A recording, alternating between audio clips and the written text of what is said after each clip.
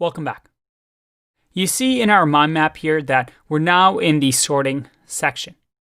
And this big O of n log n, something we haven't talked about, is showing up. We'll get to that in this section. But I want to add a quick note here. Looking at all these sorting algorithms, and there's a lot more. It's important to note that you don't need to write a sorting algorithm from scratch, most likely ever in your career. Frameworks usually do that for us.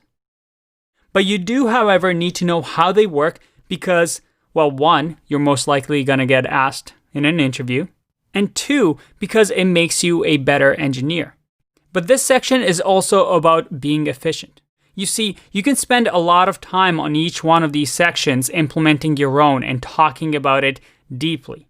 Because I don't think I've ever heard of anybody actually having to implement in code manually these sorting algorithms. Most of the time, you can just talk about it, or the interviewer tells you that the array is sorted and you need to know what to do with it. But implementing it from scratch, that doesn't really happen.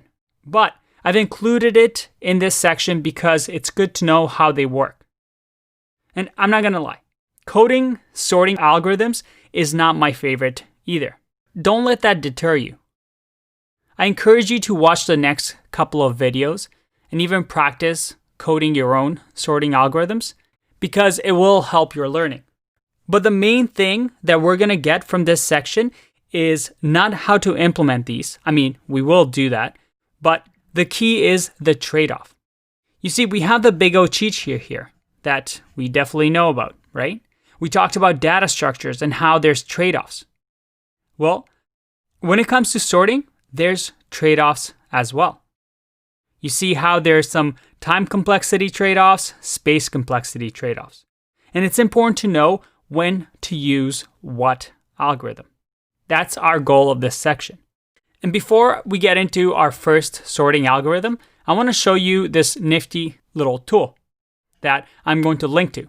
We have a few sorting algorithms. We have insertion sort, selection sort, bubble sort, shell, merge, heap, and then two different variations of quicksort. And we also have different data sets. This is a random data set. See how they perform when I click here based on different sorting algorithm. See that they're all working and all of them finish at different times. One is a lot slower than the other. What about nearly sorted? Again, one, such as insertion sort, is really, really fast while others are slower. Reversed, if the items are reversed and we need to sort a completely reversed list, again, different algorithms perform differently. It's never one that wins out over the other. Depending on the inputs, what we need to do, they're different abilities. Let's start to learn about these different types of sorting algorithms so that by the end of these videos, we can make the right decision when to use what. I'll see you in the next one. Bye-bye.